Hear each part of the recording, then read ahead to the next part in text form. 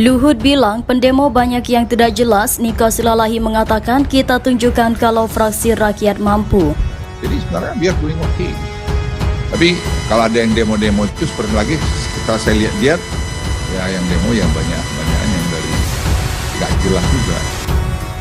Tunggu kami, perlawanan akan semakin keras, perlawanan akan semakin besar. Kami akan melakukan long march, membawa massa dari gedung sate hingga ke Jakarta. Dan jangan pancing kemarahan rakyat. Jangan pancing kemarahan rakyat, karena hari ini rakyat sudah muak, rakyat sudah bosan, rakyat sudah mau ditipu, tidak lagi mau ditipu-tipu. Dalam konteks gerakan, yang paling penting itu adalah gerakan yang lahir dari konsolidasi besar. Gerakan yang lahir, gerakan yang dilakukan, yang kemudian melibatkan massa yang kritis dalam jumlah yang besar. Kalau kita menjadi orang yang adil, harus bersama-sama ikut melakukan protes ini. Untuk menjadi seorang yang adil itu harus memperjuangkan, dan kita melakukan tidak dilakukan adil harus berbuat adil. Jadi kalau walaupun kita tahu kita menuntut pada yang tidak mempunyai keadilan, tapi pokoknya kita ini artinya sifatnya memaksa, memperjuangkan rakyat dalam menurunkan BBM ataupun sekaligus yang membuat kebijakan harus mundur gitu. Jokowi dong diturunkan. Harus ya, karena sumber masalah gitu ya. Orang kalau sudah betul-betul mengakar Islamnya, pasti dia akan punya rasa untuk memiliki jiwa menolak dalam bentuk segala kezaliman apapun. Islam itu tai aja, tai kotoran. Kotoran itu diurusin bagaimana caranya. Apalagi urusan negara, apalagi urusan kesejahteraan rakyat, apalagi urusan ekonomi, segala aspek. Ini fakta objektif yang ini menjadi persoalan mendasar buat seluruh rakyat. Karena BBM adalah persoalan mendasar bagi seluruh rakyat Indonesia, maka sudah semestinya seluruh rakyat itu bergerak bersama. Tidak saja tentunya di Jakarta, tapi di seluruh wilayah. Bagian media sosial Niko Silalahi membalas pernyataan Menteri Koordinator Bidang Kemaritiman dan Investasi Luhut Binsar Panjaitan soal pendemo. Pasalnya, 1 pekan terakhir kelas-kelas perkuliahan mahasiswa dipindahkan ke jalanan.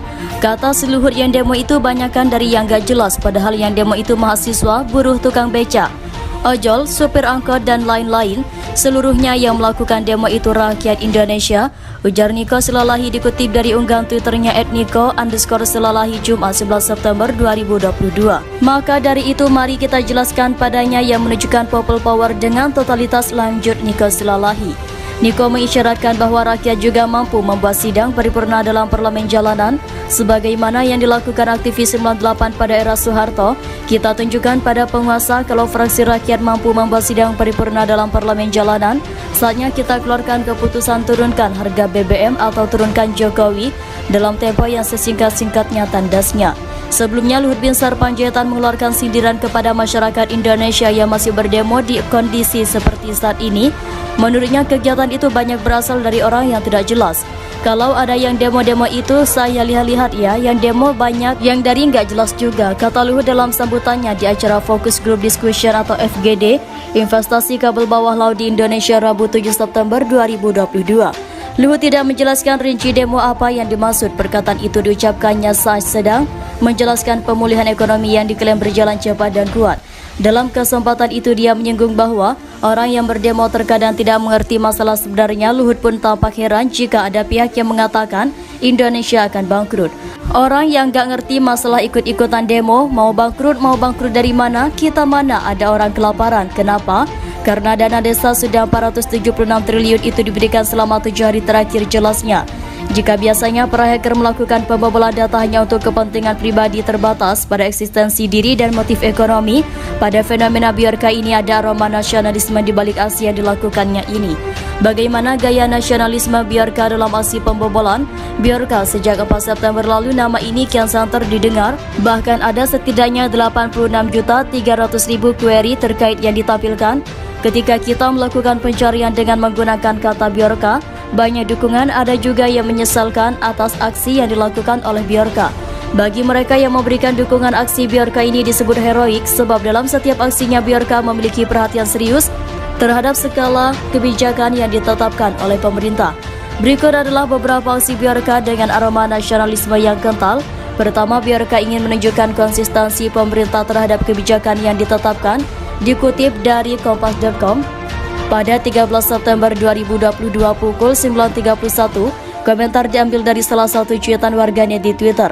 Gara-gara aksi Bjorka ini, Menteri Koordinator Bidang Kemaritiman dan Investasi Menko Marves Luhut Binsar Panjaitan dituding hanya 2 kali melakukan vaksin. Hal ini membenarkan dan berdasarkan unggahan data yang telah dibobol oleh Bjorka. Warganet merasa geram karena diketahui Luhut Binsar Panjaitan adalah orang yang sangat getol meminta masyarakat untuk vaksin, bahkan vaksin menjadi sebuah persyaratan bagi tiap warga negara dalam melakukan berbagai kegiatan yang biasanya dilakukan. Andai data ini benar, maka Menko Marves Luhut Binsar Panjaitan menjelaskan alasan mengapa beliau hanya 2 kali melakukan vaksin. Apakah terdapat masalah dalam kesehatan atau terdapat penyakit bawaan sehingga fatal jika melakukan vaksin booster? Data yang diunggah oleh Bjorka juga belum tentu sepenuhnya benar. Bisa saja data ini adalah data palsu yang hanya dibuat-buat semata untuk mencari kegaduhan dan popularitas. Perhimpunan menemukan kembali Indonesia PMKI mendukung gerakan masyarakat yang melakukan demonstrasi penolakan kenaikan harga bahan bakar minyak BBM atau PMKI menilai demonstrasi yang dilakukan masyarakat kali ini berbeda dengan yang terjadi sebelumnya. Dari sekian aksi mahasiswa dan masyarakat tentang polemik kenaikan BBM, aksi kegiatan hari ini lebih mengerikan beda dengan aksi BBM tahun-tahun sebelumnya, kata Direktur Sabang Merauke Circle SMC, Syahganda Nainggolan, Rabu 21 September 2022. Hal itu disampaikan dalam diskusi bertema di tepi jurang krisis dan kebangkrutan yang digelar di restoran Warung Bude, Jakarta Selatan.